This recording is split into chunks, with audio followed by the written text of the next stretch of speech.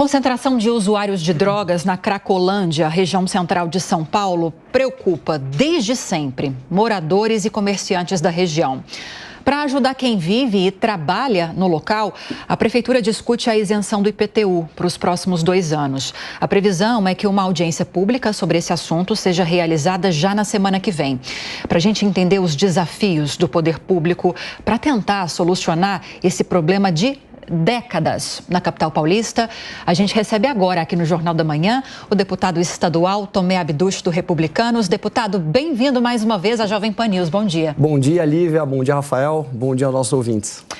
Queria que o senhor falasse um pouquinho sobre essas questões que estão em discussão na Assembleia Legislativa. Eu citei essa questão da isenção do IPTU para moradores, para comerciantes dessas regiões que são afetadas pelo fluxo da Cracolândia. Me parece que foi aprovada essa proposta já em primeiro turno e agora tem a previsão de realização dessa audiência. O que está sendo debatido nesse sentido, no contexto da Assembleia, deputado? Lívia, eu fico muito feliz de poder estar aqui presente hoje, discutindo um pouquinho a Cracolândia e levando informação para a sociedade do que realmente está acontecendo. Como você mesmo disse, há décadas há um grande descaso em relação às posturas do poder público em relação àquela região. Mas antes eu gostaria de poder ilustrar um pouquinho o que está sendo feito nesse momento para que a população compreenda que o Estado agora, de maneira efetiva, entrou para poder ajudar a gente a resolver aquele problema. No começo do ano, quando se iniciou o governo Tarcísio de Freitas, nos primeiros 3 meses foi feito um mapeamento para que se conhecesse o problema, se compreendesse o tamanho e a gravidade do que acontece naquela região, para que as primeiras ações pudessem estar sendo tomadas. Num segundo momento, 2 importantes operações aconteceram ali para poder trazer de volta para a sociedade a segurança que algo estava sendo feito, que é a Operação Impacto, que é a força do Estado, que é o aumento do efetivo policial na área, tanto da Polícia Militar, da Polícia Civil e da Guarda Civil Metropolitana. E logo na sequência nós tivemos a Operação Resgate, que foi atrás dos traficantes. E impressionante, mais de 1.500 pessoas, criminosos, foram presos. E nós temos um dado também para passar, mais de 50% dessas pessoas tinham passagens já por crimes ocorridos no passado. Bom, a partir disso, nós entendemos todo o fluxo que acontecia nas determinadas ruas de lá. A Cracolândia, ela costumava andar de ruas para as ruas, passando pela Rua Conselheiro Nébias, Rua Vitória, Rua dos Guaianazes, Rua dos Andradas, e hoje ela se concentra em apenas 2 ruas, as ruas Protestantes e as ruas dos Gusmões. Durante o dia são mais ou menos 400 pessoas que estão na Rua dos Protestantes e à noite aumentam para mais ou menos 1.000 pessoas. E aí entra um ponto muito importante das ações a serem tomadas. O Tribunal de Justiça e o Ministério Público têm uma ação efetiva e importante para que as pessoas que são presas nas operações, eventualmente traficando drogas, vendendo telefones celulares, é o que sustenta toda aquela questão do crime, possam permanecer presas. E aí que entra o nosso grande problema, a audiência de custódia. A maioria das pessoas que são presas, algo na casa de 45% a 55%, são soltas no dia seguinte. Então imaginem só a população que está na região vendo uma pessoa ser presa por cometer um crime e no dia seguinte pela manhã retornando para as ruas. E aí tem um dado que me impressiona muito, que das pessoas que continuam presas, acusadas de crimes, enquanto são julgadas, no momento que elas têm os seus processos devidamente finalizados, elas acabam saindo em liberdade provisória e voltam para as ruas.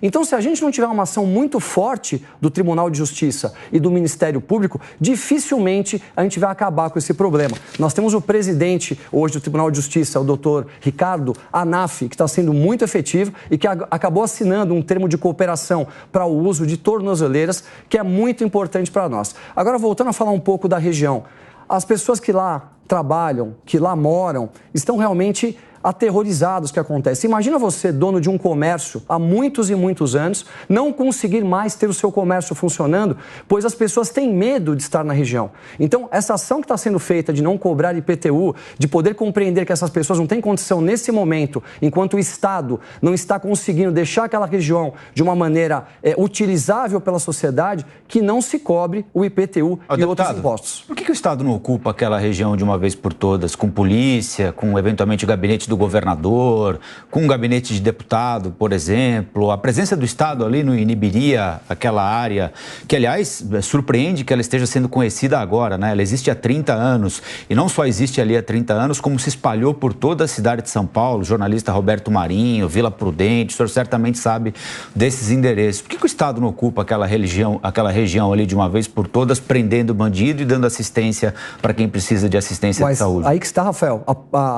O Estado já ocupou aquela região. Hoje você, quando anda naquela região, você não tem a cada mais de 50 metros sem que você tenha a ação das forças policiais. Guarda Civil Metropolitana, Polícia Civil, Polícia Militar. Há uma força muito forte do Estado. Há uma união entre todas as secretarias discutindo o problema e tomando as devidas ações. Agora, enquanto o criminoso não estiver na cadeia de verdade, a gente não tem como acabar com aquilo. Você prende, você coloca toda uma operação policial em risco para se prender um criminoso e no dia seguinte ele está solto ou em algumas semanas ou em alguns meses ele volta para as ruas. Então o que nós precisamos? Da força realmente do Tribunal de Justiça e do Ministério Público, que estão muito preocupados em nos ajudarem. Agora, existem muitos juízes que acabam de uma maneira, no meu ponto de vista, totalmente não pensando na sociedade junto com promotores, que soltam essas pessoas no dia seguinte. Nós temos casos de pessoas que foram mais de 20 vezes presas por cometerem crimes e voltam às ruas no dia seguinte. Então nós não temos como acabar com isso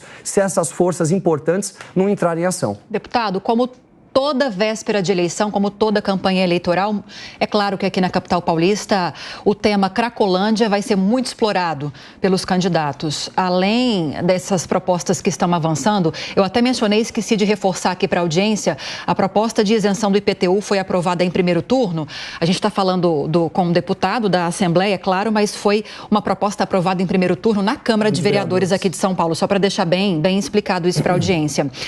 Além dessa audiência pública que vai acontecer na Assembleia, no Congresso Nacional, Kim Kataguiri, que é pré-candidato à Prefeitura aqui de São Paulo, propôs a criação, a instalação de uma CPI para debater o aumento, a expansão do uso do crack aqui no Brasil.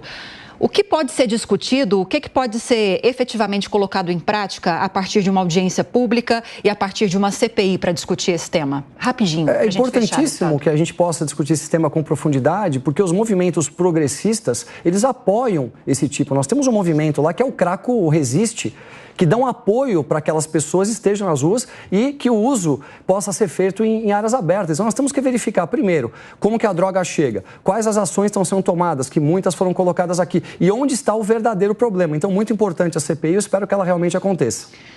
Bom, nós conversamos com o deputado estadual pelo Republicanos, Tomé Abduch. Te agradeço demais a entrevista, a presença hoje aqui nos estúdios da Jovem Pan News, deputado. Bom fim de semana, bom dia. Muito obrigado a todos.